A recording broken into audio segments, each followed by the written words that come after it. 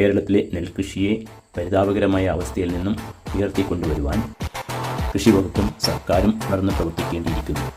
ഇതിൽ നിന്ന് വരുമാനം ഉണ്ടാവുന്നുണ്ടോ? വരുമാനമൊന്നുമില്ല. ഇതിലിപ്പോൾ നഷ്ടമില്ല ലാഭമില്ല എന്ന് പറയാം.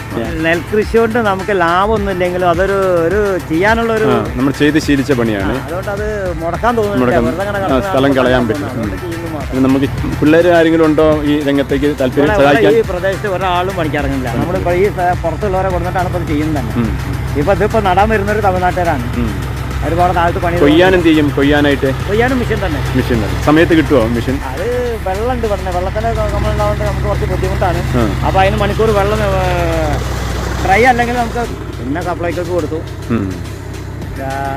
സപ്ലൈക്കൊക്കെ കൊടുത്തിട്ട് തന്നേക്ക് ഇപ്പം എത്ര മാസമായി ഇതുവരെയും പൈസ കിട്ടിയിട്ടില്ല.